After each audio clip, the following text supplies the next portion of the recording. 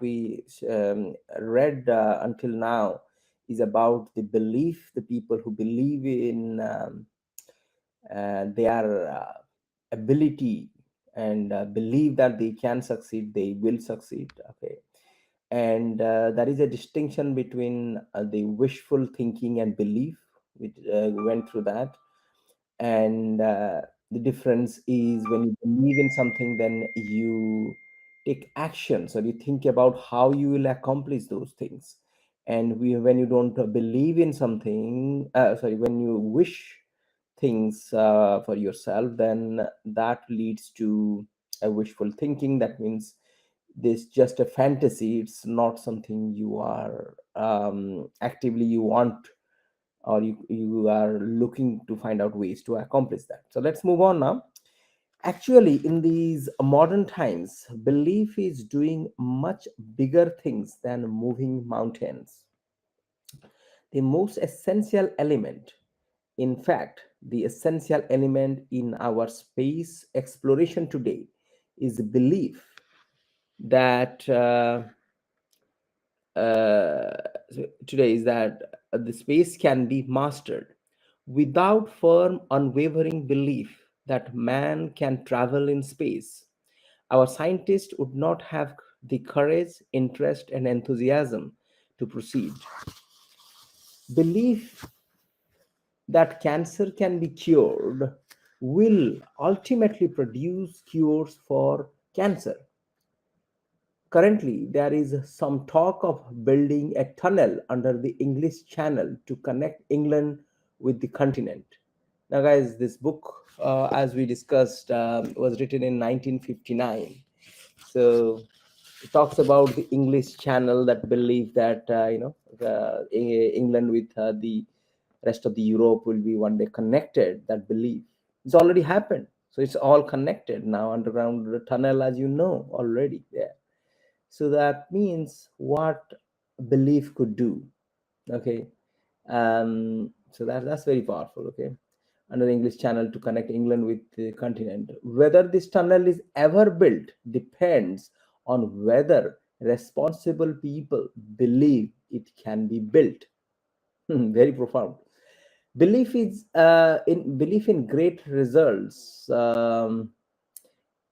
Belief in great results is driving force, the power behind all great books, plays, scientific discoveries. They are all the belief, so that means talks about belief in great results is the driving force, the power behind all great books, plays, scientific discoveries. Belief in success is behind every successful business, church, or political organization. Belief in success is the one basic, absolutely essential ingredient of successful people. Believe, really believe you can succeed, and you will. Over the years, I have talked with many people who have failed in business ventures and in various careers. I have heard a lot of reasons and excuses for failure. Something especially significant unfolds as a conversation with failures develop. In a casual sort of way, the failure drops a remark like, to tell the truth, I didn't think it would work, or I had my misgivings before I even started out, or actually I wasn't too surprised that it didn't work out. The okay, I will give it a try, but I don't think it will work attitude produces failure. Okay. Disbelief is negative power. When the mind disbelieves or doubts, the mind attracts reasons, or we can call it the excuses, to support the disbelief. Doubt, disbelief, the subconscious will fail. The not really wanting to succeed is responsible for most failures. Think, doubt, and fail. think victory and succeed. A young uh, fiction writer talked with me recently about her writing ambition. The name of one of the top writers in her field came up, and going to the next page. Oh, she said, Mr. X is a wonderful writer, but of course, I can't be nearly as successful as he is. Her attitude disappointed me very much because I know the writer mentioned. He is not super intelligent, not super perceptive, nor super anything else except super confident. And that's super powerful, isn't it? He believes he is among the best, and so he acts and performs the best. It is well to respect the leader, learn from him, observe him, study him, but don't worship him. Believe you can surpass, believe you can go beyond. Those who harbor the second best attitude are invariably second best doers. Okay, so that's a very important point here, that you take role models. Okay, the author says that that's absolutely fine. Who inspires you, who they show you the way, where to go, how to go.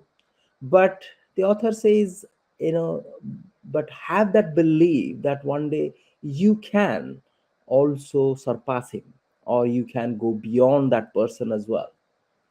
So, and the author says those who harbor the second best attitude are invariably second best doers. Look at this way: belief is the thermostat that regulates what we accomplish in life. That's super powerful. So, how much you believe depends, your results depends on how much you believe in. It's a thermostat directly, it's linked. Study the fellow who is shuffling down there in mediocrity. He believes he is worth little, so he receives little.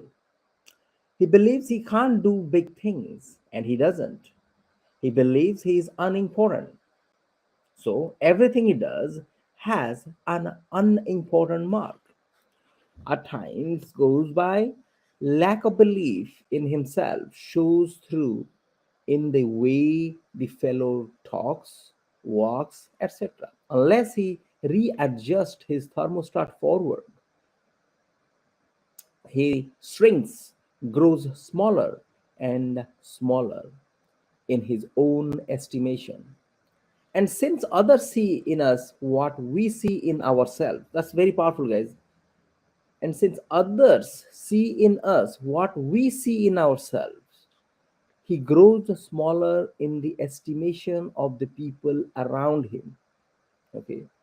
So that means if you believe that you can succeed, you are confident, you just radiate that, that energy, radiate that belief around you, and everyone else believes just like you do. So you are the reflection of yourself. So now look across the way at the person who is advancing forward. He believes he is worth much, and he receives much. He believes he can handle big, difficult assignments, and he does. Everything he does, the way he handles himself with people, his character, his thoughts, his viewpoints, all says, here is a professional. He is an important person. So that means the way you carry yourself, that's super powerful. And then also it says that taking someone as your role model. Okay, so that means do not worship. So that means I do see in my life as well. I admire a lot of people as role model. Okay, for example, who wouldn't? For example, Elon Musk. Okay, I just get fascinated. But that doesn't mean that you worship him. Okay, you get inspiration from him, you learn from him, you get all kind of you learn every bit of his um, uh, the learnings what he had or the way he learned things. It's not an easy feat for people like Elon Musk to accomplish what he has accomplished in so many aspects of life. But that should inspire you, but not give you a belief that you can't be like him or you can't go beyond him. Okay. A person is a product of his own thoughts. Believe, believe big. Adjust your thermostat forward. Launch your success offensive with honest, sincere belief that you can succeed. Believe big and grow big. Several years ago, after addressing a group of businessmen in Detroit, I talked with one of the gentlemen who approached me, introduced himself, and said, I really enjoyed your talk. Can you spare a few minutes? I would like very much to discuss a personal experience with you. In a few minutes, we were comfortably seated in a coffee shop waiting for some refreshments. Okay. I have a personal experience, he began, that ties in perfectly with what you said this evening about making your mind work for you instead of letting it work against you. I have never explained to anyone how I lifted myself out of the world of mediocrity, but I would like to tell you about it, and I would like to hear it, I said. Well, just 5 years ago, I was plodding along, just another guy working in the tool and die trade. I made a decent living by average standards, but it was far from ideal. Our home was much too small, and there was no money for those many things he wanted or we wanted. My wife, bless her, didn't complain much, but it was written all over her that she was more resigned to her fate than she was happy. Inside I inside I grew more and more dissatisfied. When I let myself see how I was failing in my good wife and two children, I really hurt myself. But today things are really different. My friend continued. Today we have a beautiful new home on a 2-acre lot and a year round cabin a couple of 100 miles north of here. There is no more worry about whether we can send the kids to a good college, and my wife no longer has to feel guilty every time she spends money for some new clothes. Next summer, the whole family is flying to Europe to spend a month's holiday. We are really living. How did it all happen? I asked. It all happened, he continued, when, to use the phrase you used tonight, I harnessed the power of belief. Okay, that's super powerful. Power of belief. 5 years ago, I learned about a job with a tool and die company here in Detroit. We were living in Cleveland at that time. I decided to look into it, hoping I could make a little more money. I got here early on, early on Sunday evening, but the interview was not until Monday. After dinner, I sat down in my hotel room, and for some reason, I got really disgusted with with myself. Why? I asked myself, am I just a middle class failure? Why am I trying to get a job that represents such a small step forward?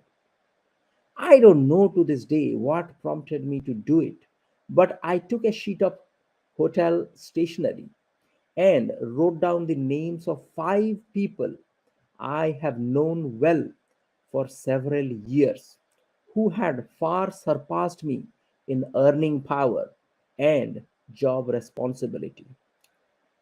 Two were former neighbors who had moved away to find subdivisions. Two others were fellows I had worked for, and the third was a brother in law. Next, again, I don't know what made me to do this. I asked myself, what do my 5 friends have that I do not have besides better jobs? I compared myself with them on intelligence, but I honestly couldn't see that they excelled in the brains department. Nor could I truthfully say they had they had me beat on education, integrity, and personal habits. Finally, I got down to another success quality one bears success quality one hears a lot about: initiative. Here I hated to admit it, but I had to. On this point, my record showed I was far below that of my successful friends. So that means he lacked the initiative. He didn't lack the intelligence. Okay, he didn't lack the education or what it requires. Okay, so sometimes we hide behind IQ as well. Okay, a lot of people have that excusitis or the excuse that okay, I'm not as smart as that person. So so here he says that he compares himself with others and then he can't find anything great with other people, okay, or great intelligence. It was now about 3 a.m., but my mind was astonishingly clear. I was seeing my weak point for the first time. I discovered that I had held back. I had always carried a little stick. I dug into myself deeper and deeper and found the reason I lacked initiative. I found the reason I lacked initiative was because I did not believe inside that I was worth very much. Okay, so that is powerful again, this is the belief. I sat there the rest of the night just reviewing how lack of faith in myself had dominated me ever since I could remember. Lack of faith, lack of belief. How I had used my mind to work against myself. I found I had been preaching to myself why I couldn't get ahead instead of why I could. I had been selling myself short. I found this streak of self deprecation, depreciation showed through in everything I did. Then it dawned on me that no one else was going to believe in me until I believe in myself. Right then, I decided I am through feeling second class. From here on, I am not going to sell myself short. Next morning, I still had that confidence. During the job interview, I gave my newfound confidence its first test. Before coming for interview, I had hoped I would have courage to ask for $750 or maybe even $1,000 more than my present job was paying. But now, after realizing I was a valuable man, I upped it to $3,500. And I got it.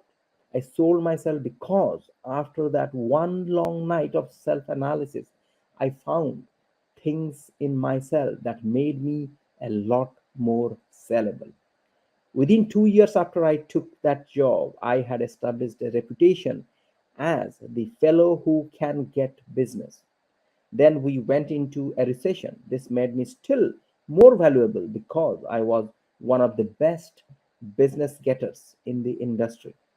The company was recognized and I was given a substantial amount of stock plus a lot more pay.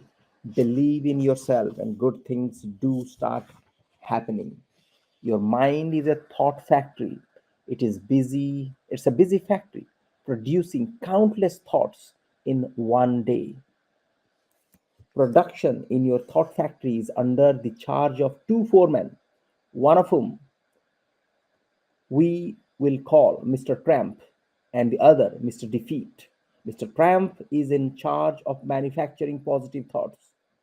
He specializes in producing reasons why you can, why you are qualified, why you will. The other foreman, Mr. Defeat, produces negative, deprecating thoughts. He is your expert in developing reasons why you can't, why you are weak, why you are inadequate. His specialty is the why you will fail chain of thoughts. Okay, guys, we'll conclude here, but it's a very powerful, thought provoking book, The Magic of Thinking Big, and the reflection, as we discussed earlier as well. If you think you can, you can. If you think you can't, you can't. That's what even Henry Ford said as well. So the mind, we have two factories or two foremen in the factory, or mind factory or thought producing factory. One is a triumph, one who thinks that you can succeed, you are worth more, and the other one is the failure thought producing person who always doubts and produces all the results, all the thoughts which make you um, think that you are not worth it. Okay, so self deprecating thoughts. All right, so with that